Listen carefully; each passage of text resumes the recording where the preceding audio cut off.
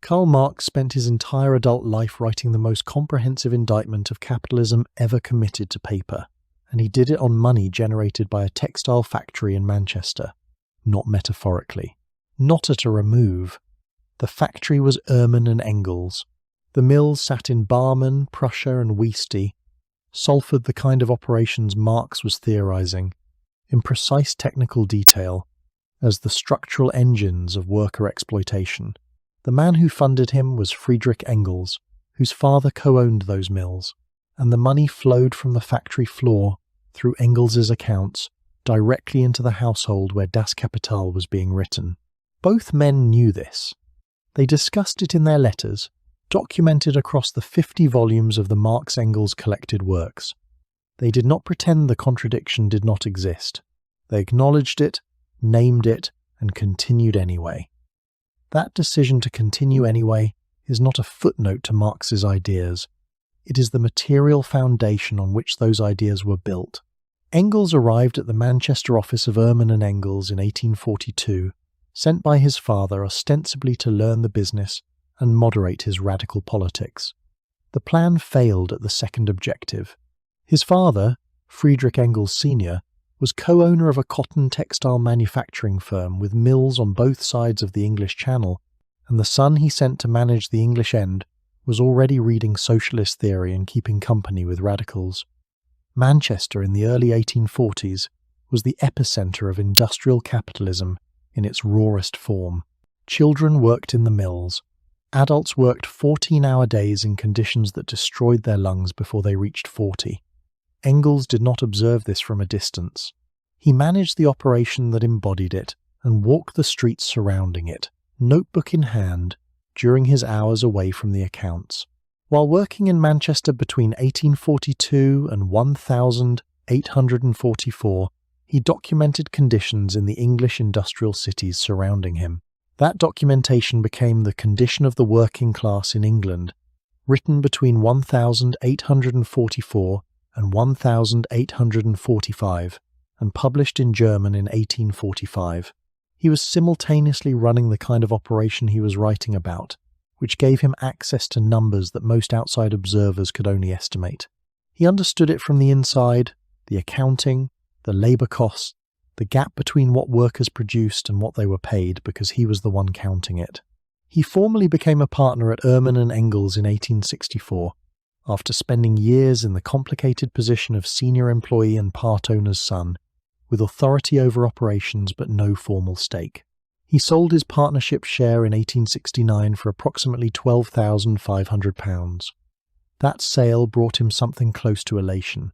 The documented sentiment in the letters is clear, even if the exact phrasing requires archival verification before direct quotation. Engels was relieved to be done with it. The relief itself is telling. It was the daily friction of owning and managing the precise thing his intellectual life argued was structurally unjust, and he had been carrying that friction for years. Every morning he walked into Ehrman and Engels and made decisions about wages and production schedules. He was being, in Marx's own analytical terms, a capitalist, not a theoretical capitalist, an actual one, with accounts to balance and workers to pay at rates he set.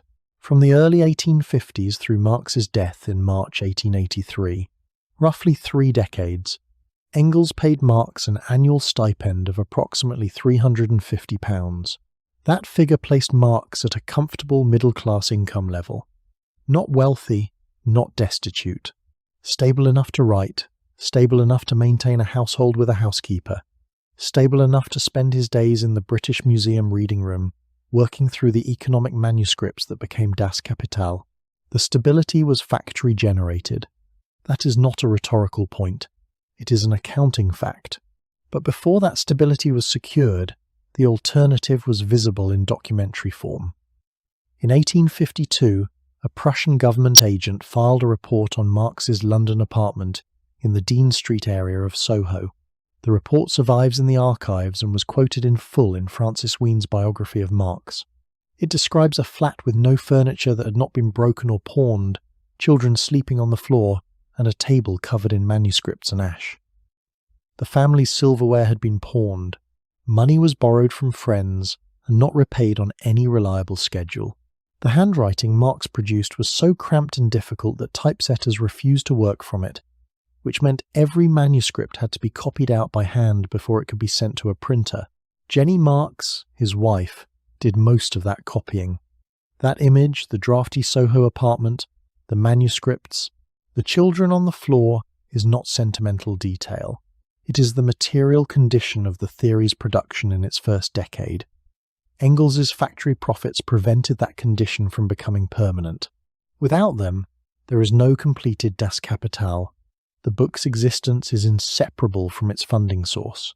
After Engels sold his share of the firm in 1869, he moved to London and settled the annual stipend on Marx formally, guaranteeing it for the rest of Marx's life.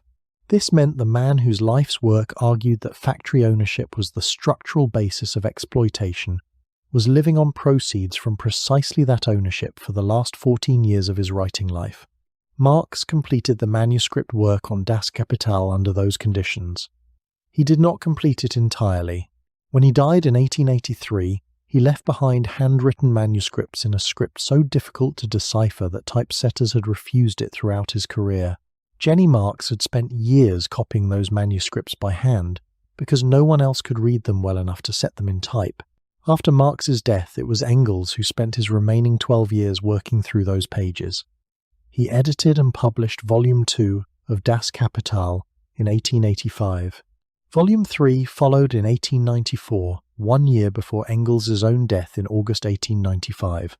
The book the world knows as Marx's 3-volume masterwork is, in its completed form, a joint production sustained across decades by factory profits, and finished not by its named author but by the factory owner who funded him.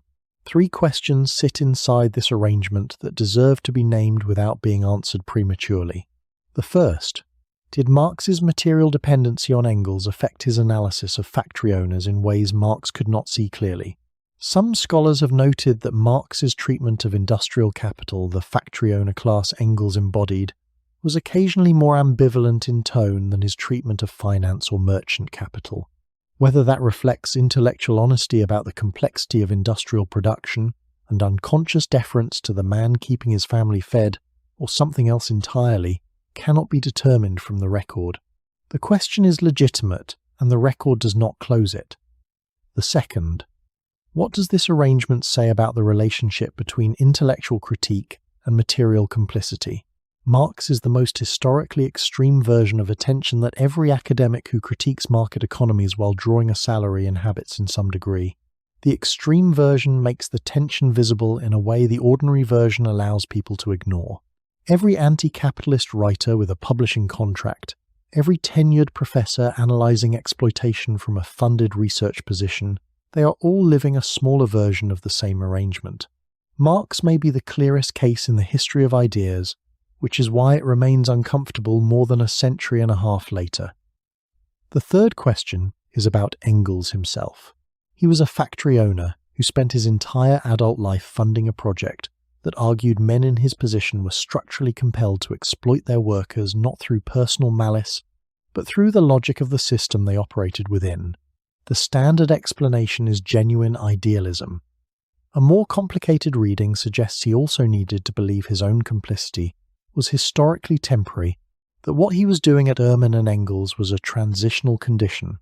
The theory he was funding would eventually render obsolete, that the revolution his money was purchasing would arrive before the moral accounting became unbearable. Neither reading is refuted by the evidence. Both may be true simultaneously, which is why neither closes the question. This is not a story about hypocrisy in the ordinary sense. Hypocrisy implies a gap between what someone says and what they privately believe. Engels believed the theory. He also ran the factory. He counted the pounds sterling and sent them to Soho, where they bought the time and the stability that the theory required to be completed. The contradiction was structural, not personal, which is, in its own way, exactly the kind of contradiction Marx spent his life arguing. The capitalist system produced at scale and by necessity. The man who identified those contradictions lived inside one, documented it in his letters, and kept writing anyway. Everything that follows the theory, the manifesto, the regimes, the death tolls, The questions that remain open after 150 years has to be read through that fact. Karl Marx was born on 5 May 1818 inches, Trier, Prussia, a town in the Moselle wine country that had spent decades passing between French and German administrative control, leaving its professional class with an uneasy relationship to state authority and a pragmatic attitude toward the demands institutions made of individuals. He was the third of 9 children. His father Heinrich was a barrister, educated, socially ambitious, and Jewish by birth. Around 1816 or 1817, Heinrich converted to Lutheranism not from conviction, but from calculation. Prussian law restricted Jewish professionals from practicing in certain legal capacities, and conversion was the practical solution. The family followed. Karl grew up in a household that had already performed one major accommodation to institutional power before he was old enough to understand what accommodation meant. The lesson embedded in that act that the state's categories shape what individuals can become, that identity itself bends under economic pressure, would later become the intellectual architecture of an entire theory of history. He absorbed it first as family experience. Marx's family was bourgeois and educated. His mother Henriette came from a Dutch Jewish family, also converted. They had books, they had standing, they had access. His mother reportedly said, at some point in a remark, paraphrased in multiple sources, that it was a pity Karl had only written about capital rather than acquiring some. The exact wording requires source verification, but the sentiment is consistent with what the record suggests about their relationship. She was practical. He was theoretical, and the gap between them was a source of friction that persisted through his adult life. Marx grew up among the people who ran things, not among the people those people employed.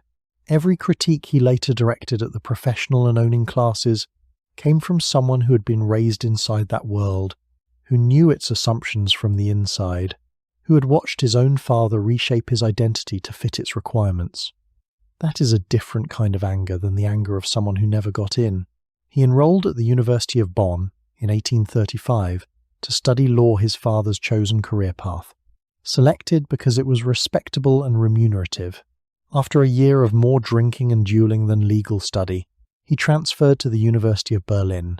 He stopped pretending to care about law entirely within months. Philosophy consumed him. He fell in with the young Hegelians, a circle of intellectuals using Hegel's dialectical framework to make radical arguments about religion, the relationship between the individual and the state, and the possibility that existing social arrangements were not natural or permanent, but historically contingent and therefore changeable. He spent 4 years immersed in this circle, producing no formal output but accumulating the intellectual framework that would shape everything he wrote afterward. He earned his doctorate in 1841, but not from Berlin. By then, Berlin's academic climate had turned hostile to the young Hegelians, and a degree from Berlin carried the implication of having navigated successfully through an institution that had become suspicious of the work. He submitted his thesis remotely to the University of Jena, a comparison of the natural philosophies of Democritus and Epicurus, examining the relationship between determinism and freedom in ancient materialism. He chose Jena specifically because he could submit without appearing in person and without the institutional exposure. He wanted a professorship. That door closed quietly and permanently, because of who he was running with intellectually and what those associations implied to academic authorities who understood the stakes perfectly. He became a journalist instead. In 1842, he became editor of the Rheinische Zeitung in Cologne, a liberal newspaper backed by Rhenish industrialists who wanted a critique of Prussian conservatism and got something more dangerous. Within months, he had made the paper politically inconvenient through articles on the legal status of Moselle wine growers, the rights of wood gatherers against landowners, and press freedom. The paper's circulation increased. So did official pressure. Prussian authorities shut it down. Marx resigned under pressure in March 1843.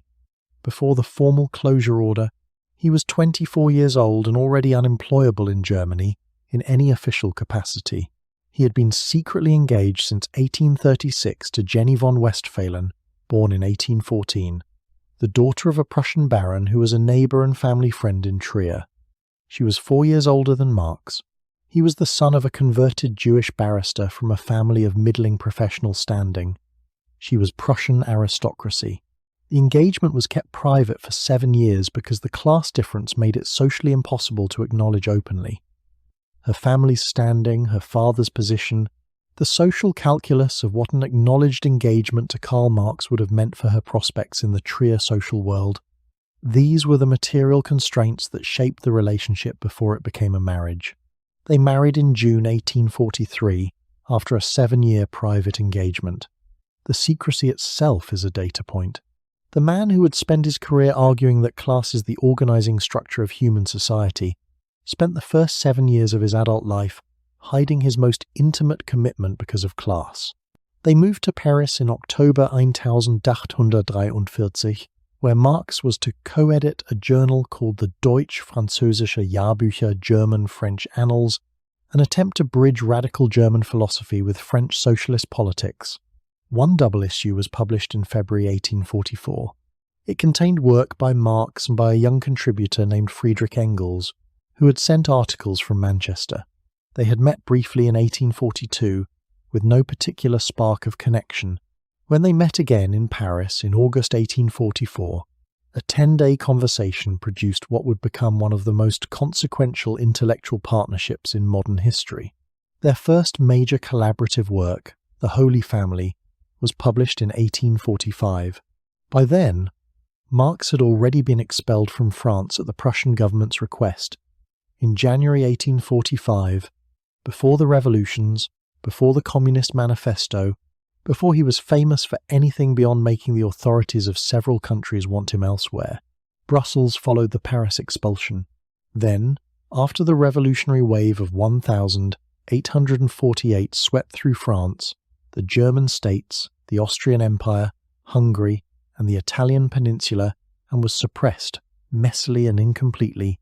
Within about 18 months, and after Marx was expelled from Prussia in May 1849, London, the family arrived in August 1849. They never left. Soho, Dean Street. 7 children born across the course of the marriage. 4 did not survive to adulthood. They pawned silverware. They borrowed money from friends and from Engels and from anyone else available. Jenny Marx spent years copying those manuscripts by hand, because Marx's handwriting was physically illegible to typesetters, a script so cramped and irregular that setting it in type was not possible without a clean copy. First, she also wrote her own political journalism under a pseudonym, without credit and without public acknowledgement of any kind. 3 daughters survived to adulthood. Jenny, born 1844. Laura, born 1845. Eleanor, born 1855. Eleanor would become a socialist organizer in her own right, translating Ibsen and Flaubert, founding the first union of unskilled workers in British history, and ultimately dying by suicide in 1898. She would also be the primary source for the most uncomfortable fact in this biography. In 1851, Helene de Muth, the family housekeeper, known to the household as Lenchen, gave birth to a son named Freddie. Marx is widely believed to be the father. Engels initially claimed paternity, reportedly to shield Marx's marriage from the consequences of what would have been an obvious betrayal of Jenny, who was alive and present in the household. Engels reportedly confirmed Marx's paternity on his deathbed in 1895 in a conversation with Eleanor Marx. Eleanor is the primary source for this account. The paternity, while historically probable and accepted by most serious biographers, is not definitively proven by documentary evidence independent of Eleanor's testimony. What it tells you, regardless of the specific degree of certainty, is that the gap between Marx's public framework and his private conduct was real, and it ran through the household he shared with his wife and the woman who worked for them and their children. From 1851 to 1862, Marx was a correspondent for the New York Daily Tribune, then one of the largest circulation newspapers in the United States. It was a primary source of income during years when Engels' support was irregular. He wrote hundreds of articles on European politics, British colonial policy in India, the American Civil War, the economic crises of the 1850s. Engels ghostwrote a significant number of them without disclosure to the newspaper's editors, who believed they were reading Marx's work when they were reading Engels's. Marx submitted prose he had not written as his own, under his own name, to an editor who did not know the arrangement existed. The public critic of capitalist mystification was running a small, private mystification of his own, justified by economic necessity and the difficulty of producing journalism in a second language under deadline pressure. The justifications are not wrong. The arrangement remains what it was. The right-wing version of Karl Marx is a monster, a secret authoritarian who designed totalitarianism in advance, whose books are essentially instruction manuals for the Gulag that anyone who read carefully enough could have predicted. That is historically false and cannot be sustained by any honest engagement with the texts or the biography. He was bookish, genuinely and sustainably horrified by what industrial capitalism was doing to English workers in the 1840s and 1850s, capable of sustained moral outrage on behalf of people whose daily lives he observed from the outside, but whose conditions he analysed with more precision than almost anyone else of his generation. He wrote a letter of congratulation to Abraham Lincoln on his re-election in 1864 on behalf of the International Workingmen's Association. Lincoln's secretary formally acknowledged the letter. He championed Irish independence with consistency. He supported the IWA as a multiracial institution. The evidence for genuine moral engagement with conditions of exploitation is extensive and not in dispute. The left-wing version is a saint, a principled thinker of irreproachable personal integrity, who was betrayed only by lesser followers who could not or would not understand what he actually meant. That is also historically false, and also cannot be sustained by any honest engagement with the record. He was arrogant in ways that made sustained collaboration difficult and cost him allies he could not afford to lose. He was financially irresponsible with money that was not his own, specifically with Engels's money, which he spent faster than it arrived and supplemented through borrowing he had no plan to repay. His private correspondence contains racism documented by Hal Draper, and present in the published Marx-Engels collected works, not disputed as fabrication, not reducible to thoughtlessness, and present across enough letters and enough years to constitute a pattern rather than an isolated outburst. A letter written in 1862, about his fellow socialist Ferdinand Lassalle, contains racial descriptions so crude they are uncomfortable to read in any context, and have been quoted or referenced directly in biographies by Francis Wheen and Jonathan Sperber. He was dismissive of intellectual rivals to the point of cruelty, capable of spending months writing detailed refutations of figures most of his contemporaries had already stopped taking seriously. He died without having successfully organised anything larger than the First International, which dissolved within his own lifetime, after a fight he partly caused by expelling the anarchist Mikhail Bakunin at the Hague Congress of 1872. The question of how to hold the racism alongside the framework is not resolved by the biography. Kevin Anderson's Marx at the Margins argues that Marx's later writings show substantial revision of earlier Eurocentric assumptions, that his analysis of colonialism in India and his support for the Union in the American Civil War demonstrate a framework capable of genuine development. Other scholars find that reading apologetic and point to the persistence of the correspondence record across decades. The unresolvable tension is this: a man can hold racist attitudes in private while producing political analysis that argues structurally against racial and national hierarchy. This is arguably the rule rather than the exception in 19th century intellectual history. Whether Marx's racism was incidental background noise or infected his analytical framework at key points remains genuinely debated. Both answers that make this simple are wrong. Jenny died on 2 December 1881. Marx was too ill to attend her death, having nursed her through her final illness himself. He outlived her by 16 months, during which his eldest daughter Jenny Caroline also died in January 1883. He was a man watching the people who had built his life alongside him, his wife, then his daughter, die before he did, with his major work unfinished, its second and third volumes still in handwritten manuscripts that no typesetter could read, held together by the intellectual labour of the friend who had funded everything and survived everyone. Karl Marx died on the 14th of March 1883 of pleurisy lung inflammation, almost certainly linked to the tuberculosis that had been degrading his health for years at the age of 64. He was buried at Highgate Cemetery in London on 17 March 1883. Approximately 11 people attended. Engels delivered the eulogy. The grave was modest. That is the man. What came next was something else entirely. Most people who hold strong opinions about Karl Marx have never read a word he wrote. That is not an insult to them. It is a documented feature of how his ideas spread through summary, through institutional appropriation, through the regimes that claimed his name long after he was gone, and through the counter-reactions to those regimes, which also required no direct engagement with the texts. The ideas moved through the world at a speed and volume that left the original documents far behind.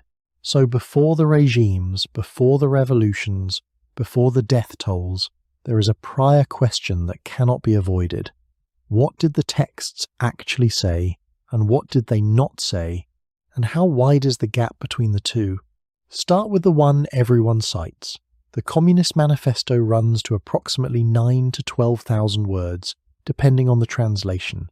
Shorter than most feature film scripts. A motivated reader finishes it in under an hour. It opens with a line that has been quoted in more political speeches, more academic papers, and more graffiti than almost any sentence written in the 19th century. A spectre is haunting Europe, the spectre of communism. It closes with the line everyone knows from T-shirts: "Workers of the world, unite." Both correctly attributed, both correctly famous.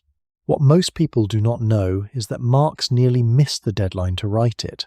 The Communist League, a small international organisation headquartered in London, formerly called the League of the Just, commissioned it after repeated urgent letters demanding the manuscript Marx had promised. He delivered it in January 1848. It was published in London in February. 1 month later, revolutions erupted across France, the German states, the Austrian Empire, Italy, and Hungary. The timing looked prophetic. It was coincidence, or close enough to coincidence that the distinction matters. The revolutions had been building for years, driven by food prices, constitutional demands, and the accumulated resentments of 1840s Europe. The manifesto had been in circulation for weeks when the barricades went up in Paris. The connection between them was drawn in retrospect by people who wanted a clean origin story for what came after. History rarely provides those.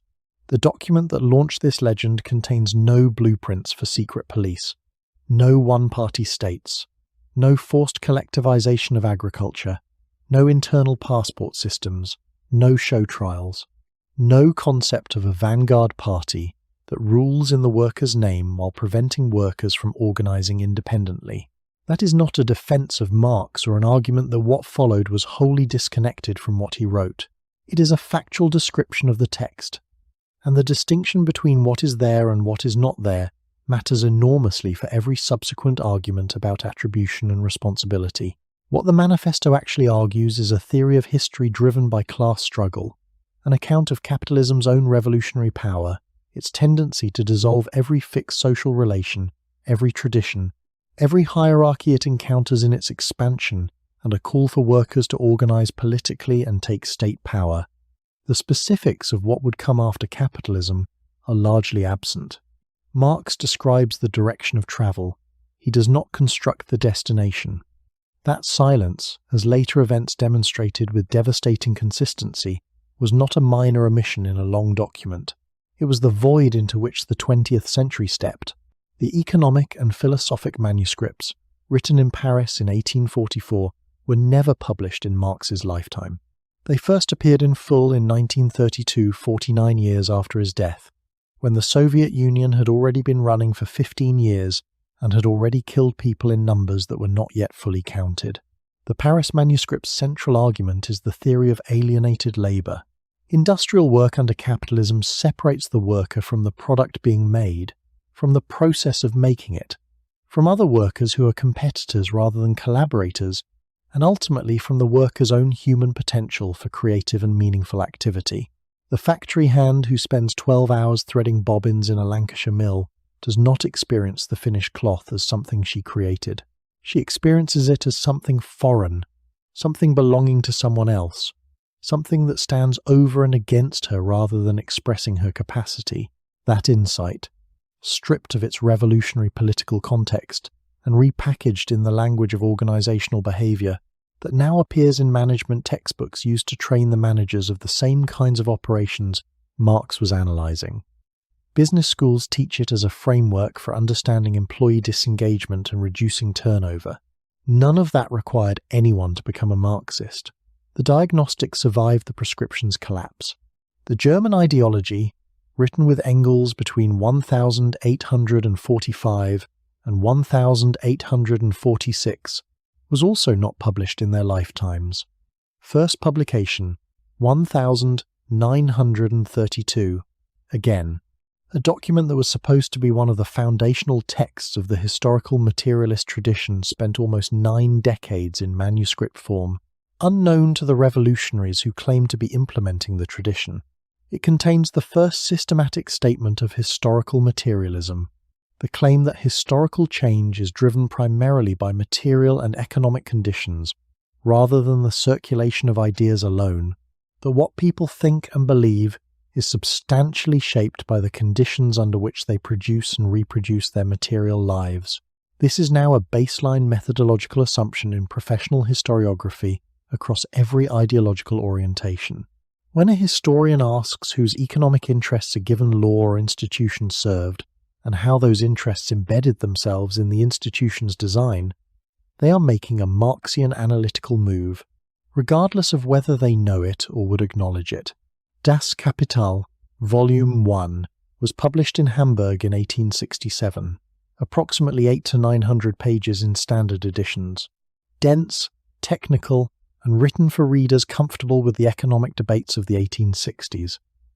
The first English translation did not appear until 1887, 4 years after Marx's death. The first German print run sold slowly enough that Marx spent years anxious about whether it was reaching anyone. Engels wrote reviews under false names to generate the appearance of critical attention. He drafted them with the energy of a publicist trying to create momentum for a book that was not moving. Volume 2 and Volume 3, edited by Engels from Marx's handwritten manuscripts after 1883, represent 12 years of editorial labour. The 3-volume work the world knows is the product of that collaboration from beginning to end. What Volume I actually argues, in its most important passages, the theory of surplus value, the gap between what workers are paid and the value their labour generates for the owner of capital, which is the source of profit and therefore the engine of capital accumulation. The theory of commodity fetishism, the process by which market prices make social relationships between people appear as objective relationships between things, concealing the specific human labour, the specific conditions, the specific power arrangements underneath every price tag. A shirt has a price. The price tells you nothing about the 14-year-old in Bangladesh who stitched it, or the 12-hour day she worked, or the building she worked in. The commodity hides its own history. That concept of concealment and mystification, applied to financial instruments rather than manufactured goods, has been one of the more analytically useful tools for understanding how complex financial products in the 21st century separate investors from any knowledge of what their capital is actually doing in the world. The 2008 financial crisis, when the chain between mortgage-backed securities and the actual houses and actual borrowers they represented snapped with catastrophic speed, was a demonstration of commodity fetishism at civilizational scale. The instrument had fully displaced its referent. Nobody at the top of the trading floor knew what they owned. That specific dynamic, the abstraction of financial claims from productive reality, Marx had described in the later manuscripts of Das Kapital under the term fictitious capital. He did not foresee the specific instruments. He had identified the mechanism. One more misattribution that appears with such consistency that correcting it belongs here. From each according to his ability, to each according to his needs. That line is not from the Communist Manifesto.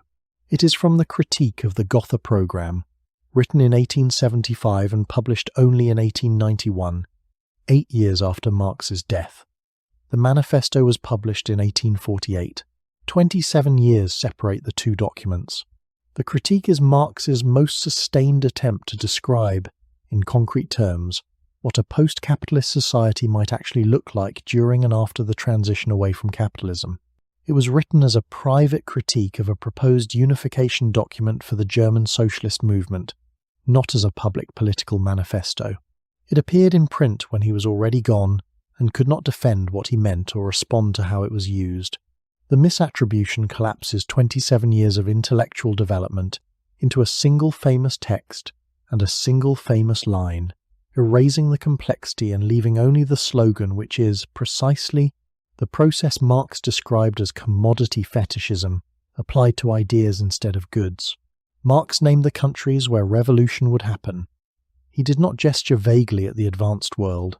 He named specific places with specific reasoning derived from specific analysis, and the logic was tight enough that educated people reading it understood what he was predicting and why. Britain, Germany, France, the United States. These were the places where capitalist development had advanced furthest, where the industrial working class was largest and most concentrated, where the accumulation of capital had proceeded long enough to sharpen the contradictions between the interests of those who owned the means of production and those who operated them. Marx did not guess at this geography. He derived it from his own framework systematically. The most advanced productive forces generate the most fully developed working class. The most fully developed working class has the clearest collective interest in the abolition of the wage system. Britain first, most likely the country where the Industrial Revolution had run longest, and where the gap between the condition of workers and the wealth of factory owners was most visible, most measured, and most potentially explosive. The framework pointed at specific places with specific reasoning attached to each. Revolution happened in Russia, October 1917, a country where roughly 80% of the population were peasants, farming small plots under conditions that had changed relatively little since serfdom was formally abolished in 1861.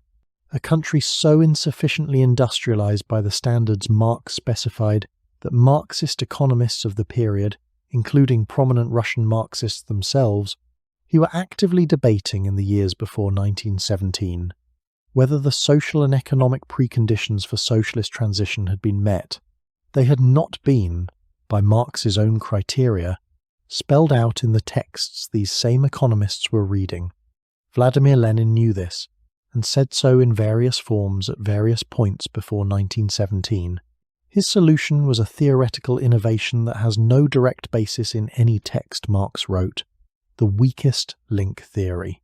Imperial capitalism does not break where the chain is heaviest, where industry is most developed, where the working class is most organized, where bourgeois democracy is most deeply entrenched. It breaks where the chain is thinnest, where state power has been weakened by military defeat and revolutionary pressure, where the moment of crisis compresses what would otherwise take decades into weeks. Russia, in 1917, exhausted by 3 years of catastrophic war against Germany, was the thinnest link. Whether this logic produces a genuine Marxist revolution, or something structurally different in its fundamental architecture, is a question Lenin answered by building the thing first, and then justifying it afterward with theoretical arguments assembled to fit the outcome. The Vanguard Party is also not in Marx.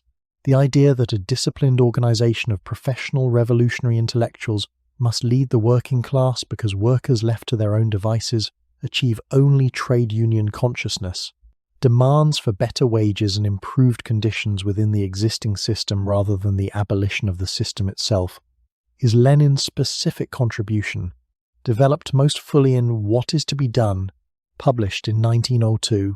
It solved a real organizational problem that anyone trying to build a revolutionary movement in Tsarist Russia faced.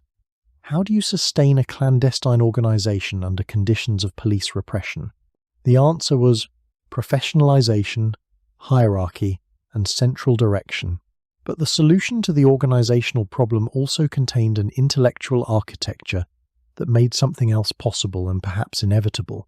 Once the Revolutionary Party was established as the organized consciousness of the working class, the entity that understood historical necessity more clearly than workers themselves could from inside their daily experience, the party could claim the right to suppress any form of independent working class organizing that did not run through party channels.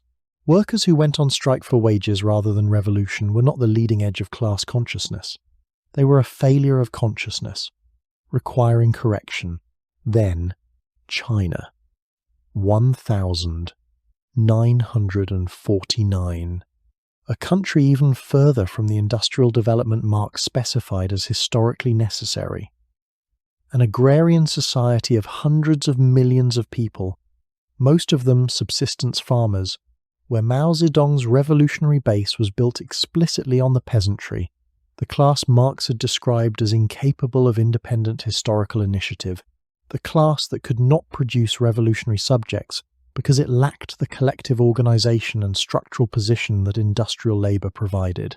Revolution happened twice, in the two largest countries in the world, in countries that Marx's own framework identified as requiring decades or generations of further capitalist development before the preconditions for socialist transition could be met.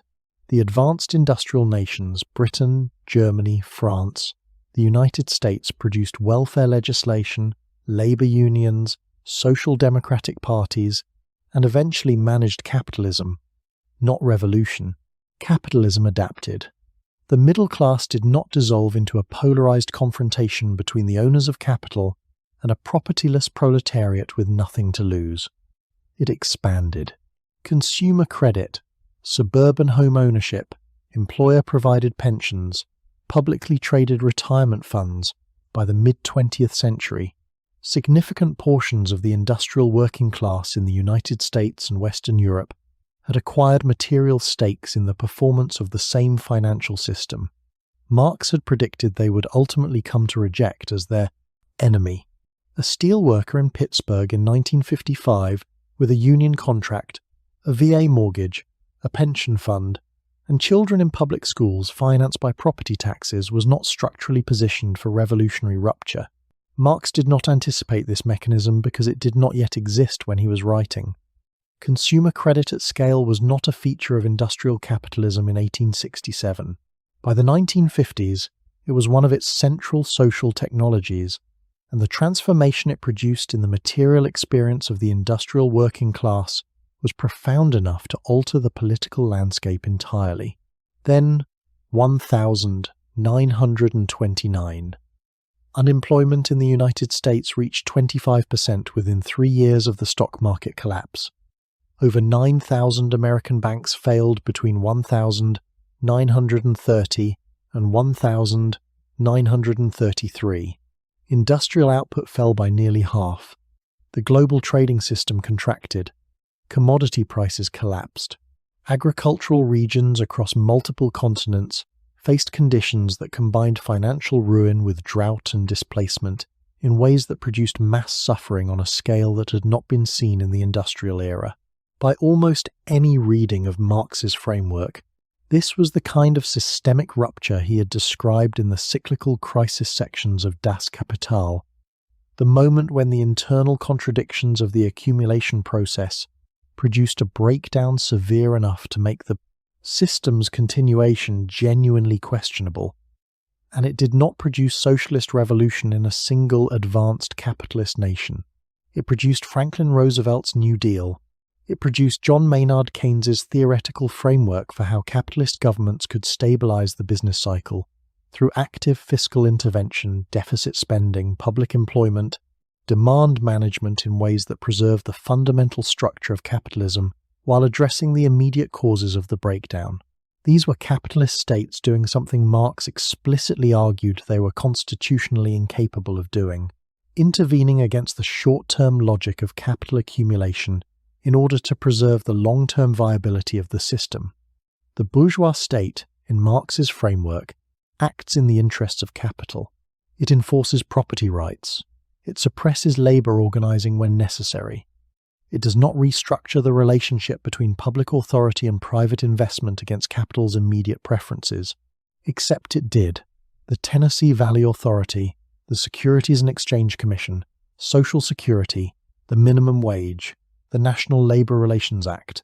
None of these appear in Marx's model of what capitalist states are constitutionally capable of producing. This creates a genuine empirical puzzle that has no clean resolution and has been generating scholarly argument for 90 years.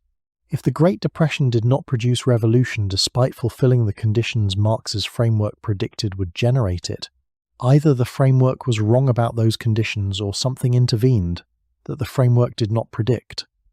The Keynesian answer is that state management of aggregate demand can prevent the breakdown. The Marxist counterargument is that Keynesian state management only works temporarily, builds internal contradictions of its own inflation, debt, the political limits of redistribution, and that the crises will keep coming. The post-1973 stagflation that broke the Keynesian consensus is offered as evidence for the second position. The recovery from stagflation without socialist revolution is offered as evidence against it. Both arguments are still active in economic history, and neither has been settled by the available data. Between 85 and 100 million people were killed by regimes that claimed to be implementing the ideas of Karl Marx. That figure comes from the Black Book of Communism, published in France in 1997, edited by Stéphane Courtois, with contributions from historians including Jean-Louis Margolin and Nicolas Wirth. State it plainly, as a fact with a source, and let it carry the weight it carries. The breakdown from that source: the Soviet Union, approximately 20 million dead; Maoist China, approximately 65 million; Cambodia under the Khmer Rouge, approximately 2 million killed in 3 years and 8 months, a rate of killing that emptied cities, forced urban populations into agricultural labour camps, and turned the country's rice paddies into mass burial grounds. North Korea, approximately 2 million. Eastern Europe, Vietnam, Africa, and Latin America combined. Several million more. The geography of the killing spans 4 continents and more than 40 years. The consistency, the same outcome across vastly different national contexts, is the historical fact that demands explanation. The methodology of the Black Book is contested, and the nature of the contest needs to be stated clearly because the word contested is routinely used to imply that the death toll is exaggerated, which is not what the internal dispute was about. Jean-Louis Margolin and Nicolas Wirth, who co-wrote substantial sections of the book alongside Courtois, publicly disputed his total figures and his methodology at the moment the book was published in 1997. Their objection was specific. Courtois aggregated 2 distinct categories of death into a single column. The first category: deaths directly caused by regime action people executed by firing squad, deliberately starved through engineered famine as an instrument of political control, worked to death in the Gulag or its Chinese equivalent. The second category: deaths occurring under regimes during conditions of chaotic governance, military conflict, forced industrialization, and disease outbreaks that the state either failed to prevent or actively worsened through mismanagement and ideological rigidity. Margolin and Wirth argued that treating both categories as equivalent misrepresents causation in ways that inflate the figure toward a target number. Courtois had written that he wanted to reach a total comparable to the Nazi death toll to make a specific political argument about moral equivalence. His co-authors found that goal distorting the methodology. The dispute does not reduce the numbers to something comfortable. The Soviet Union alone, at the lower end of contested estimates for deaths directly caused by the regime Robert Conquest's figures for the Gulag system specifically, and the Ukrainian famine of 1932 to 1933. The mass executions of the Great Terror runs to millions. The margin of scholarly disagreement for Soviet excess deaths under Stalin is between approximately 6 million and 20 million, depending on how you define excess deaths and what you include in the count. A margin of uncertainty of 14 million human lives is itself a fact about the regime, a state that destroyed its own census records, falsified demographic data, and shot statisticians who produced figures the leadership did not like. The uncertainty is not a failure of historical method. It is the consequence of deliberate archival destruction by the subject of the inquiry. Even at the most conservative end of every contested range, the death toll from 20th century communist governance is catastrophic, and historically without parallel in its concentration within a single century under a single ideological banner. The figures stand as estimates ranging from approximately 85 to 100 million contested in their precise methodology, uncontested in their moral weight. Karl Marx died on 14 March 1883. The Soviet Union was founded 34 years after his death. The People's Republic of China was founded 66 years after his death. The Khmer Rouge took power in Cambodia 92 years after his death. None of these regimes were established by Marx. He never organized anything larger than the First International Workingmen's Association, which dissolved within his lifetime in 1876. Approximately 11 people attended his funeral. These are facts, and they matter to the attribution question.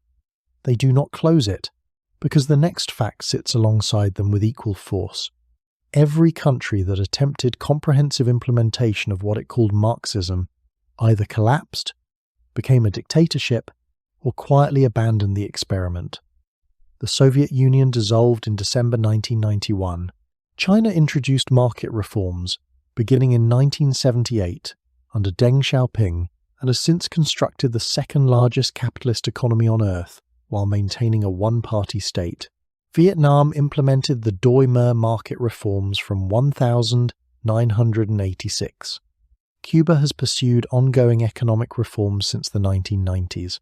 Not one of these trajectories produced the withering away of the state that Marx's framework placed at the end of the historical arc.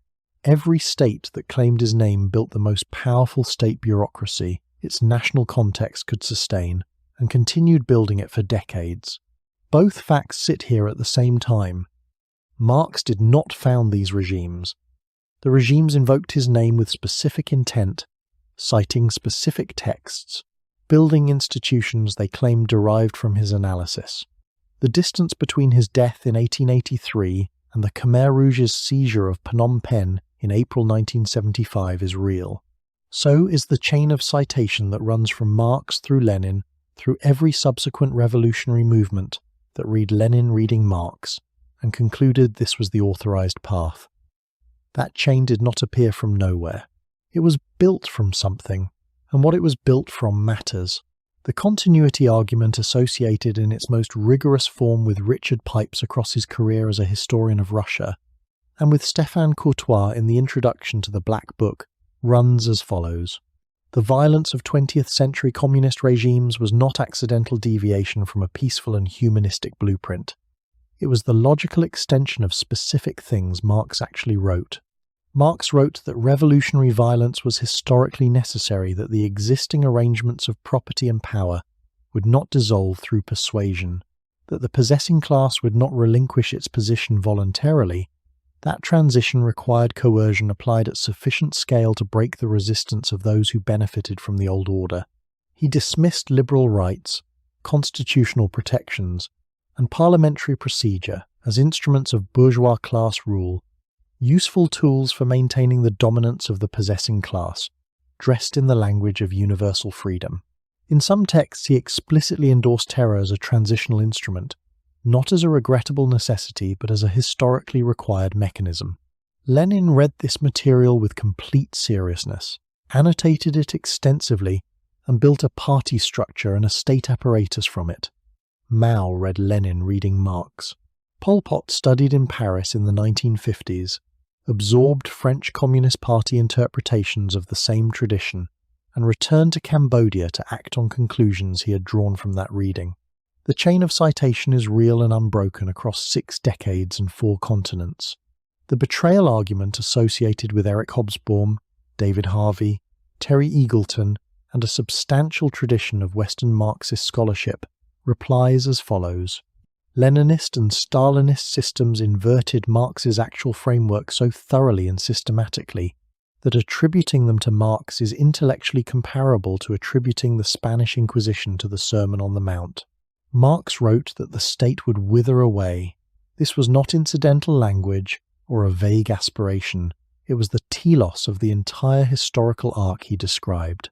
Soviet regimes built the most powerful state bureaucracies in human history and expanded them decade after decade.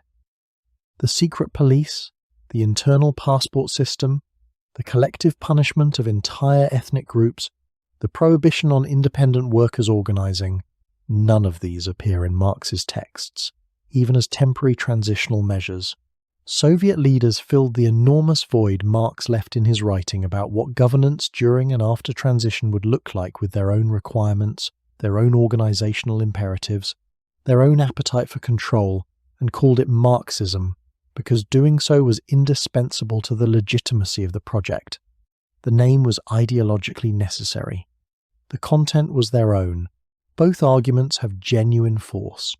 Neither survives contact with the cross-regime pattern without requiring modification. Soviet Union, China, Cuba, Cambodia, Vietnam, Ethiopia, North Korea, different languages, different founding moments separated by decades, different colonial histories, different positions within the broad tradition that claim Marx as its authority. And yet every single one of these states concentrated power in a single party, suppressed independent workers' organizing, built vast security apparatuses, and produced a ruling stratum that extracted resources from the populations it claimed to liberate. If Leninism was a unique betrayal rooted in Russian imperial collapse, Bolshevik wartime emergency, and Stalin's specific pathologies, why did the pattern replicate with such consistency in countries that shared none of those founding conditions? The betrayal argument cannot answer this question. Something in the shared framework was generating the same architectural outcome across radically different national contexts. That something needs to be identified rather than explained away. The position the evidence best supports is the one that satisfies no one, because it refuses to deliver the clean verdict either side needs. The relationship between Marx's theory and 20th century communist atrocities is real, significant, non-trivial, and not deterministic. The atrocities were not inevitable deductions from the framework. You cannot open the Communist Manifesto and find the Gulag waiting there as a logical consequence. But they were not wholly disconnected from the framework either. Specific structural elements of what Marx built, his concept of the transitional state and the dictatorship of the proletariat, his framing of all immediate political freedoms as potentially bourgeois instruments serving class enemies, his insistence that the long-term interests of the class struggle take precedence over any short-term ethical or political consideration, created load-bearing positions in the architecture that authoritarian actors found and built on. 15 times, across vastly different national contexts and founding conditions, the outcome converged toward the same structure. That is not coincidence. It is also not simple causation running a straight line from a sentence in the manifesto to a cell in the Lubyanka. In September 1872, standing before the Congress of the International Workingmen's Association in Amsterdam, Marx made a claim that should have resolved everything, and instead made everything harder. In countries like Britain, the United States, and the Netherlands, countries with functioning political institutions, genuine if limited press freedom, and real, if contested rights of assembly and organization, the transition to socialism might be achieved through peaceful parliamentary means, not revolution, not the overthrow of the state. Ballots, legislation, the gradual accumulation of working-class political power through democratic institutions that could be reformed and democratized, rather than smashed and replaced. The Communist Manifesto, published 24 years before the Amsterdam speech, said something that does not reduce to this. The existing state had to be overthrown. The ruling class would not surrender economic power through persuasion. The workers had nothing to lose but their chains. These are not the same argument. They point in genuinely different directions about the necessary means of transition, and the question of means is not a detail. It is the entire practical content of a political program. Marx wrote both. He never fully reconciled them. He changed his position as the political landscape changed, as the Paris Commune of 1871 offered evidence about what workers' self-governance might look like in practice, As British trade unions demonstrated real organisational capacity within the existing system, the development is real and it matters. And he died in 1883 with the tension between the two positions intact in his published work, leaving followers who read different texts in different national circumstances under different political pressures to select the version that fit what they already believed or needed to do. Edward Bernstein drew his reading from the Amsterdam speech and from Marx's analysis in the Civil War in France, where the Paris Commune was described in terms suggesting that democratic self-governance could function as a vehicle for socialist transformation rather than requiring the destruction of all existing institutions.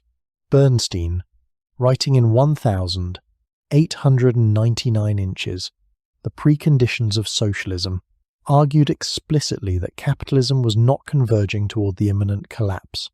Marx's framework had seemed to predict that the middle class was growing rather than being squeezed out of existence, that workers were gaining genuine political power through unions and electoral parties, and that the appropriate response was to use that power through existing institutions, rather than to wait for a revolutionary rupture that was not coming. He was pushed out of the German Social Democratic Party's inner circle for saying this. He was also reading Marx with textual fidelity to the specific passages that supported his position. The Bernstein path, followed across the 20th century, produced the welfare states of Scandinavia, the British National Health Service, the post-war social democratic settlements across Western Europe. Capitalism was not transcended, but within it, conditions for large numbers of workers changed in ways that mattered enormously to those workers' lives. Lenin made the opposite selection from the same library and applied it to a country with no functioning parliamentary tradition, no genuine constitutional protections, no organised working class of the kind Marx's framework specified, and a regime already collapsing under the weight of military defeat. He took Marx's revolutionary language, his framing of the dictatorship of the proletariat as historically necessary, his argument that liberal rights were class instruments. He added the weakest link theory and the vanguard party, neither of which has a basis in Marx's texts. He built a one-party state, a structure Marx had explicitly analysed as the instrument of class rule, and called it the workers' state, because the theoretical legitimacy of the Marxist tradition was the only authority his government initially possessed in the eyes of the international left. Neither Bernstein nor Lenin was misreading Marx in the sense of fabricating positions the text could not support. Both were selecting real passages, following real arguments to their logical conclusions, and arriving at opposite destinations. The fault line was not produced by incompetence or bad faith on either side. It was produced by a body of work that genuinely contained both possibilities without providing an internal mechanism for deciding between them. Marx's textual ambiguity was not a minor technical problem in a long and complex corpus. It was the structural property that allowed the same author's ideas to authorize both the Swedish welfare state and the Soviet Gulag, both the trade union movement and the Comintern, both democratic parliamentarism and revolutionary terror. The ambiguity has never been resolved by closer reading, because closer reading finds both positions there. It was a crack in the foundation Marx left unfilled, and over the following century it widened until it ran through every political tradition that claimed his name.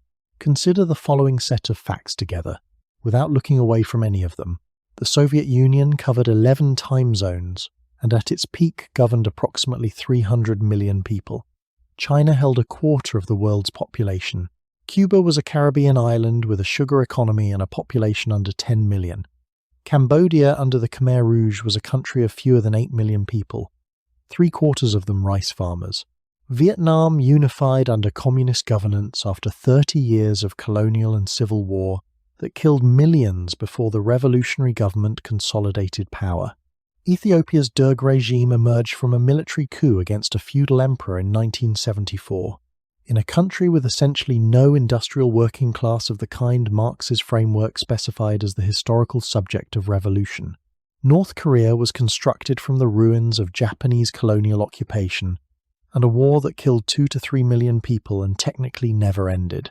These countries shared nothing essential, not language, not colonial history, not economic base, not cultural tradition, not even the same specific edition of Marxist theory. Their leaders arrived at Marxism through different intermediaries. Mao read Lenin reading Marx and adapted the framework for an agrarian country by substituting the peasantry for the industrial proletariat as the revolutionary subject, a move that required overriding what Marx had explicitly written about peasants' historical incapacity. The Khmer Rouge's leadership Pol Pot, Ieng Sari, Khieu Samphan had studied in Paris in the 1950s and absorbed French Communist Party theory, including its Stalinist strands, in the intellectual environment of French post-war Marxism. Ho Chi Minh had been a founding member of the French Communist Party in 1920, before studying in Moscow and building a revolutionary movement across half a century.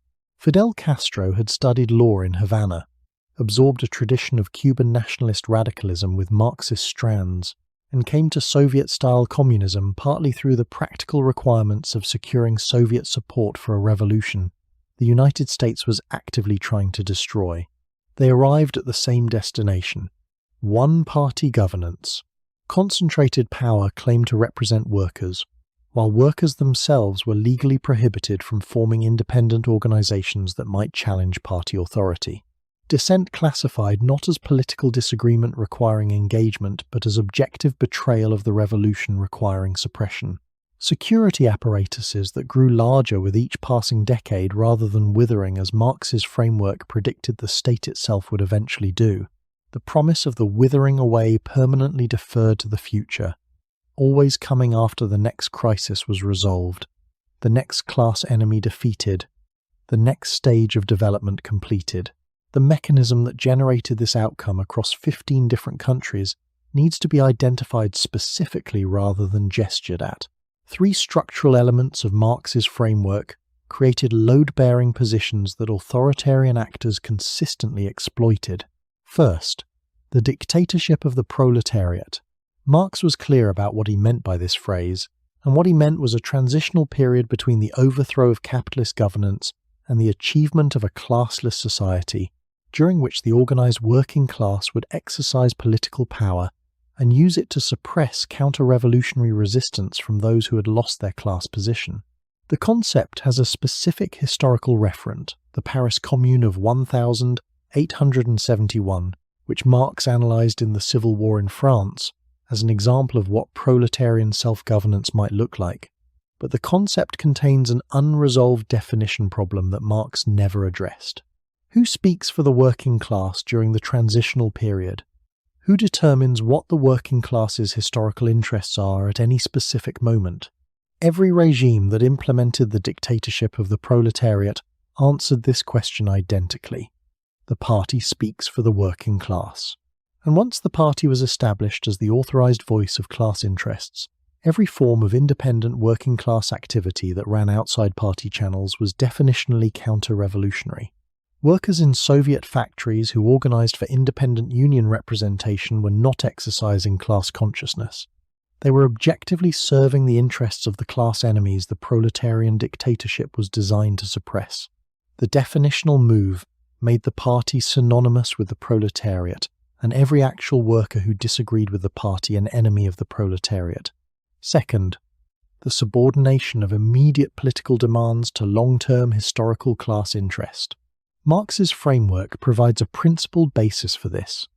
At the theoretical level, the short-term interests of specific workers at specific moments may be in tension with the structural interests of the class across historical time, and a serious revolutionary politics has to hold both in view simultaneously. The problem is that in practice, this framing eliminates stable ground for any form of political opposition. A socialist who disagreed with the party line was not engaged as a fellow traveller with a different analysis of the same situation. She was identified as objectively serving bourgeois interests at this moment of the class struggle, regardless of the actual content of her argument, because her dissent functioned as a disruption of class unity at a moment when class unity was historically required. The argument about content never had to be made. The structural classification was sufficient. You do not need to believe you are building a totalitarian state to build one this way. You need only believe with genuine conviction that you are being historically necessary. Third, The unfalsifiable promise. Marx's explicit argument that the state would wither away as class distinctions dissolved provided the terminal justification for any expansion of state power in the transitional period. The state grows larger now so that it can dissolve later. The repression intensifies now so that the conditions for freedom can be secured. The promise is genuine, and it is structurally unfalsifiable.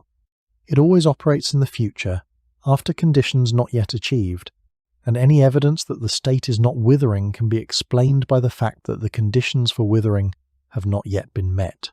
This is the mechanism that allowed Soviet leaders to expand the secret police and the labor camp system while claiming, in complete theoretical sincerity, to be building the conditions for the eventual liberation of humanity. They were not being cynical in any simple sense. They had a framework that absorbed counter-evidence as confirmation that more of the same was required. Marx did not design these outcomes. The evidence that he genuinely believed in the withering away is real. The evidence that he thought the Paris Commune pointed toward genuine workers' self-governance, not party dictatorship, is real. None of that prevented the specific structural vulnerabilities from being consistently exploited. The architectural problem is specific, located in identifiable passages and concepts, and it reproduced the same failure mode across 15 different national contexts over 70 years. That is what the record shows. Paul Samuelson won the Nobel Prize in Economics in 1970. His introductory economics textbook, first published in 1948, dominated university syllabuses across the Western world for 3 decades. More copies sold, more students formed by it, than any other economics text of the century. He called Karl Marx a minor post-Ricardian. In the vocabulary of professional economics, that places Marx as a footnote to David Ricardo, who was already a historical figure superseded by subsequent theoretical development. It is the most dismissive thing one serious economist can say about another, delivered with technical precision. And Samuelson also said, in different contexts and different registers, that Marx had raised questions about capitalism that orthodox economics had not adequately answered. He held both positions simultaneously and apparently regarded both as true, which is a more honest assessment than either the dismissal or the endorsement taken alone. The methodological landscape is specific. Marx's central economic framework rests on the labor theory of value. The value of a commodity is determined by the socially necessary labor time required to produce it under average conditions of productivity. From this foundation, Marx derived surplus value, the gap between what workers receive in wages and the value their labor contributes to the product, and built from there an account of profit, capital accumulation, crisis, and the long-run trajectory of capitalist development. It is a coherent system with significant analytical power and real predictive claims. Mainstream neoclassical economics abandoned this foundation in the 1870s, independently and almost simultaneously, in what is sometimes called the marginal revolution. William Stanley Jevons in England, Karl Menger in Austria, Leon Walras in Switzerland. Their central claim: value is not determined by labor inputs but by marginal utility, the satisfaction an additional unit of a good provides to a consumer at the margin of consumption. 2 shirts are worth less to you than 1, because the second shirt adds less to your well-being than the first. Price emerges from the interaction of marginal utilities across markets. The labor that went into production is relevant to supply but not to value in the fundamental sense. This framework now structures virtually every introductory economics course taught in every university in the world. The labor theory of value, in the eyes of the mainstream tradition, it was not refuted in debate. It was superseded by a different set of analytical tools, asking different questions about different aspects of the same phenomena. Economists Andrew Kleeman, Anwar Sheikh, and Michael Heinrich have spent several decades arguing in peer-reviewed journals that the standard refutation mischaracterizes what Marx was actually claiming. Their argument runs roughly as follows. Critics have been attacking a simplified version of the labor theory of value that treats the relationship between value and price as if Marx meant it to hold at the level of individual commodities at individual moments. Marx's actual argument, they contend, operated at the level of aggregate relationships across the economy over time, a claim about where profit comes from in the system as a whole, not a claim that every individual price corresponds directly to the labour time in that specific item. Whether this defence succeeds in the terms of formal economic theory requires the kind of fluency in mathematical modelling that most non-economists do not possess, and that most practising economists do not bring to the question with patience. The debate has been running for roughly 50 years without consensus. The specific prediction that sits at the centre of the hardest empirical arguments is the tendency of the rate of profit to fall. As capitalism develops and becomes more capital-intensive, substituting machinery and automated processes for human labour, the proportion of production accounted for by living labour diminishes. Since surplus value, in Marx's framework, comes from living labour rather than from the machines that embody accumulated past labour, the basis for generating surplus value becomes proportionally more difficult to sustain as mechanisation advances. The profit rate should therefore tend to fall over the long run, with periodic counter-tendencies increasing the rate of exploitation, extending the working day, opening new markets that temporarily offset the tendency without eliminating it. This prediction is either confirmed or refuted by empirical data, depending on how you measure profit rates, what time period you examine, and which methodological choices you make in constructing the series. Economists who have examined the question over the last 30 years have reached different conclusions, with some finding evidence of long-run profit rate decline in the United States and other advanced economies in the post-war period, and others finding the evidence inconclusive or the methodology flawed. The debate has not closed.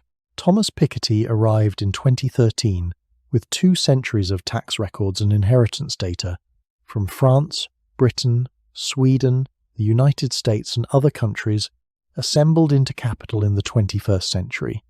His central empirical finding, when the return on capital exceeds the overall rate of economic growth, which he argues is the normal condition rather than the exception in capitalist economies, wealth concentrates at the top of the distribution faster than it disperses through growth. The implication is not merely that inequality exists, but that it compounds over time through mechanisms internal to the operation of capital markets, not through the bad behavior of specific actors, but through the structural logic of how returns on wealth accumulate relative to wages. Piketty is not a Marxist. He does not use Marx's analytical categories. His framework does not invoke surplus value or the labour theory of value.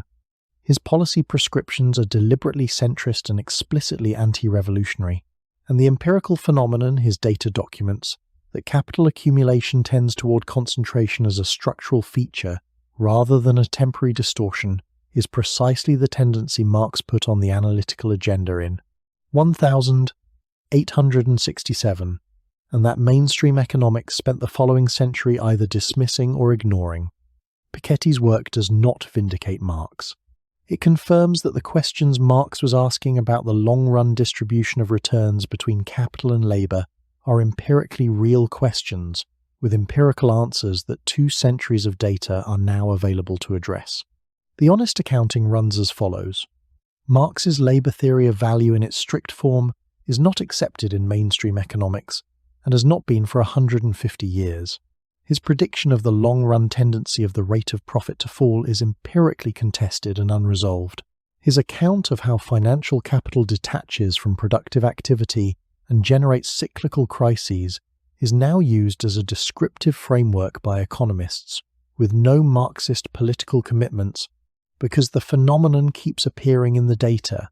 His analysis of the tendency of capital accumulation toward concentration is the empirical question Piketty's career has been built on answering.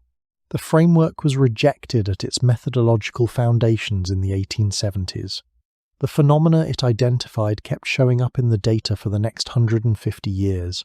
The gap between methodological rejection and empirical persistence is where the serious economic argument lives, and it has not closed.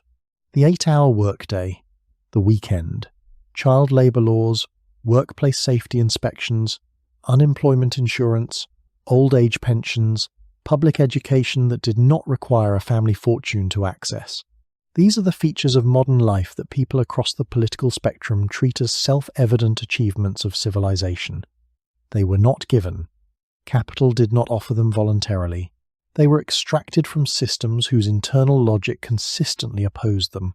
Through organized political pressure sustained over decades by movements that drew their theoretical coherence to a substantial degree from Karl Marx's analysis of what those systems were and how they worked. The evidence for this is not inferential, it is in the archives.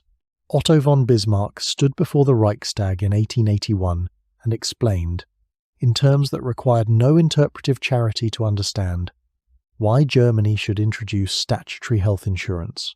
He was not arguing from compassion, he was arguing from calculation. A working class with access to healthcare was a working class less likely to build barricades. Germany introduced health insurance in 1883, the same year Marx died, accident insurance in 1884, and old age pensions in 1889. Bismarck was a conservative Prussian aristocrat who understood, from reading the socialist literature and watching organized labor movements grow in strength across Europe, that the alternative to welfare reform was the kind of revolutionary rupture Marx had described in print. He chose reform because he found it preferable to revolution, and he said so explicitly. The workers' gains he produced were not incidental to that strategic calculation. They were the point of it. Franklin Roosevelt made the same calculation in a different context 40 years later. The New Deal did not emerge from a spontaneous conversion of American industrialists to social concern. It emerged from a political moment in which communist parties in Europe had seized state power in Russia, organized substantial electoral followings in France and Italy and Germany, and constituted a visible alternative to the capitalist model for anyone looking for one during the worst economic depression in American history. Roosevelt understood and said in various private and public contexts that reform was the alternative to radicalism, not its enemy. The specific reforms he enacted, the minimum wage, social security, the right to collective bargaining, the regulation of financial markets, were the concessions that capitalist democracy made to organized labor when the credible threat of something more fundamental was on the table. The post-war welfare settlements in Britain and Western Europe were constructed under the same shadow. The Soviet Union existed as a functioning state, however catastrophically dysfunctional, that pointed at itself as an alternative to market capitalism. Communist parties in France and Italy commanded genuine mass electoral support throughout the late 1940s and 1950s. Governments across Western Europe making decisions about nationalization, social insurance, and labour rights were doing so with one eye on what their own working populations might do if the concessions were not made. The National Health Service, created in Britain in 1948, was not the product of philanthropic impulse. It was the product of a Labour government that had read the Beveridge Report, understood the political implications of returning soldiers who had fought a war for a country that had left them unemployed and without medical care before 1939, and made the calculation that the welfare state was the price of social stability. The historical irony is precise. Marx predicted socialist revolution would happen in advanced industrial capitalist nations because the contradictions he identified would eventually reach a breaking point that the system could not absorb. Revolution did not happen in those countries. What happened instead was that the people running those countries, reading his analysis and finding it credible enough to be afraid of, reorganized their economies to address the contradictions before they broke. The Marxist framework failed as a political program and succeeded as a forcing mechanism for exactly the kind of reforms it predicted capitalism would never voluntarily make. His political defeat generated material gains that his political victory, had it occurred, might have destroyed, as the evidence of every country where the political victory was achieved suggests it would have. The pressure did not hold indefinitely. Beginning roughly in the 1970s, as stagflation discredited the Keynesian consensus and the Soviet model's failures became impossible to defend, welfare settlements across the advanced capitalist world began contracting. Union membership declined. Real wages stagnated for the bottom half of the income distribution while returns to capital recovered and then accelerated beyond pre-welfare state norms. The Piketty data tracks this precisely. From roughly the 1980s onward, wealth concentration in the United States and Britain returned to levels not seen since the 1920s. Whether the relaxation of credible socialist pressure and the reversal of distributional gains are causally connected, or merely correlated in time, is a live empirical question. The timing is precise enough that serious economic historians have treated the correlation as a research question rather than a coincidence. The answer matters for what comes next, and it has not been found. The 20th century conducted the experiment. Not a controlled one, not a voluntary one. A brutal, large-scale test carried out on hundreds of millions of people who had no meaningful say in whether they participated or what the outcomes would be.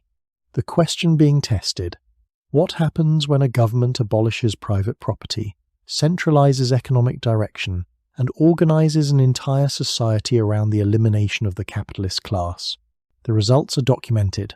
By any honest measure, political freedom, material welfare, agricultural output, technological capacity outside the military sector, life expectancy, the ability of citizens to move, speak, organize, and leave, the outcomes were worse than the capitalist systems those governments were competing against.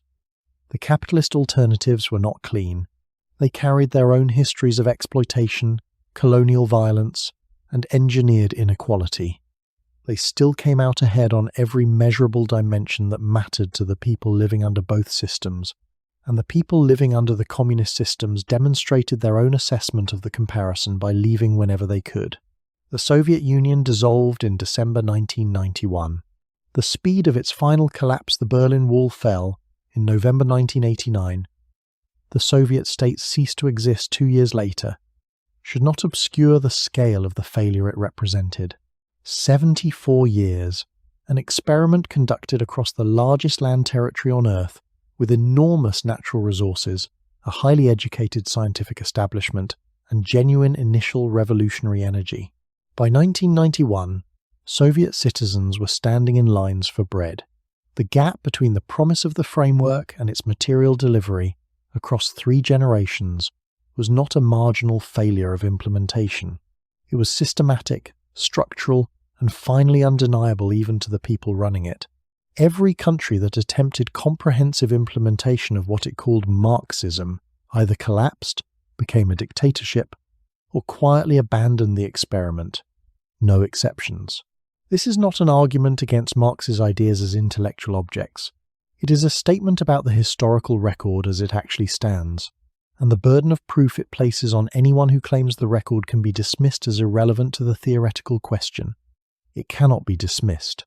What it can be is examined carefully, honestly, and with full attention to the specific mechanisms of failure, rather than the simple conclusion that the failure proves the theory was wrong from the beginning.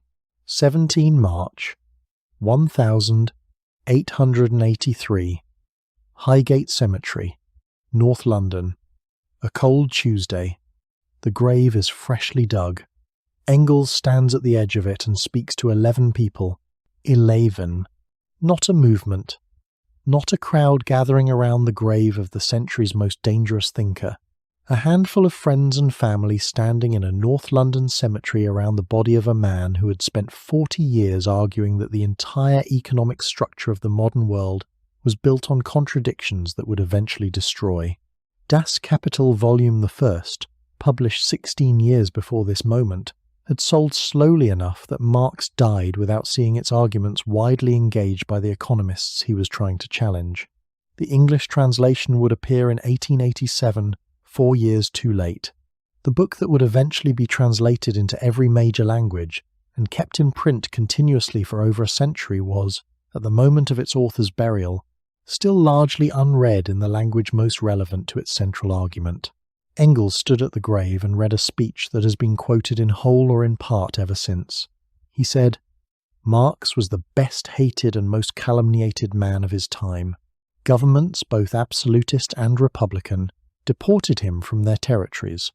Bourgeois, whether conservative or ultra-democratic, vied with one another in heaping slanders upon him. All this he brushed aside as though it were cobwebs, ignoring it, answering only when extreme necessity compelled him. and he died beloved, revered and mourned by millions of revolutionary fellow workers from the mines of Siberia to California in all parts of Europe and America. 11 people, millions invoked. That gap is not rhetorical flourish. It is the biography compressed into a single moment. A man whose actual life was cramped, broke, frequently chaotic, and largely unwitnessed by anyone beyond a small circle of correspondents and collaborators, whose intellectual afterlife would be conducted at a scale he never experienced and could not have predicted from the Dean Street apartment where his children had slept on the floor. 71 years after that funeral, in 1954, the Communist Party of Great Britain, funded in part by the Soviet Union, erected a new monument over the grave. The original modest burial marker was gone. In its place, a large stone plinth, topped by a massive bronze bust, Marx's face staring across the cemetery with the particular gravity of someone who has been canonized. The monument was built not to honor what Marx wrote, but to claim it to establish territorial rights over a tradition that had, by then organized hundreds of millions of people, toppled governments, and generated a counter-organization of capitalist states that had spent 30 years trying to prevent further Marxist revolutions. The bust was an institutional flag planted on a private grave. It has been vandalized repeatedly, the word terrorist spray-painted across the stone, a bronze plaque attacked with a hammer in 2019, the inscription badly damaged. The Cemetery Trust repaired the damage both times. Tens of thousands of people visit every year. Some leave coins, some leave flowers, some tuck a copy of the manifesto against the base as if delivering a message to someone who might still read it. The vandalism is its own argument. The repairs are their own statement. The flowers keep arriving. The argument is also still arriving, still unresolved, still generating more commentary than almost any other figure in the history of political thought. What keeps drawing people back is not the monument. It is the questions underneath it, which have not closed in 150 years and show no structural tendency toward closing. Why does capitalism generate inequality that compounds across generations rather than correcting through competition? What is the relationship between productive technology and human welfare when efficiency gains from automation consistently flow to the owners of the machines rather than the people displaced by them? A phenomenon visible in every advanced economy today in ways that were not visible when Keynes thought technology would shorten the working week indefinitely. How do economic interests embed themselves inside supposedly neutral legal, political, and cultural institutions until the arrangement looks natural, permanent, and unchosen by anyone, simply the way things are? These questions are not Marx's property. They circulate freely now across every discipline that examines how economies actually function, how power actually distributes itself, how the institutions that govern daily life come to seem permanent when they are historical, contingent, and made by people whose interests are not universal. But Marx is where the systematic formulation of those questions originated in their modern analytical form. And that origin matters when you are trying to understand why the questions have not been answered. The analytical move he institutionalized is now standard practice regardless of attribution. Ask who benefits from this arrangement materially. Ask how the arrangement perpetuates the conditions that make it seem inevitable. Ask what interests are served by treating the contingent as if it were natural. Film critics use this move. Organizational psychologists use it. Constitutional lawyers use it. City planners use it. Financial regulators use it. The practitioners do not always know where it came from, and they do not need to. The tool functions regardless of its genealogy. Historians of ideas place Marx alongside Darwin and Freud as the three thinkers who most comprehensively cracked Victorian intellectual certainty open, who took questions that seemed settled and made them unsettleable. Darwin was largely right about the central mechanism. Freud was largely wrong in most of his specific empirical claims, though his cultural impact is undeniable. Marx is a complicated mixture whose final accounting remains genuinely open, not as an act of scholarly caution but as a description of where the empirical arguments actually stand. All three share the same structural achievement in the history of ideas. They introduced questions that could not, after their introduction, be unasked. You do not have to be a Darwinist to accept that species change through differential reproduction across time. You do not have to be a Freudian to accept that significant portions of human behavior operate below the threshold of conscious intention. You do not have to be a Marxist to accept that economic interests shape institutions in ways those institutions systematically work to obscure. All three insights survived their author's errors and became intellectual infrastructure, holding up parts of how we understand the world regardless of whether we credit the architect or even know an architect was involved. There is one additional dimension of the Engels partnership that demands to be named, because it runs through the intellectual record in ways that have never been fully resolved. Terrell Carver and a minority of scholars working in the history of ideas have argued that Engels, in the 12 years he survived Marx, subtly transformed what he received. Engels systematized. He took a body of work that was, in several of its foundational texts, historically situated and carefully hedged observations about specific economies in specific moments, predictions calibrated to specific conditions, and reframed it as something closer to a universal scientific law of historical development. The dialectics of nature, the iron laws of historical materialism operating with the regularity of physical forces. Marx resisted this framing in his own writing. He was careful, in the later editions of Das Kapital and in the letters of his final years, to insist that his analysis of capitalist development in Western Europe could not be automatically applied as a universal template for every society at every stage. Russia did not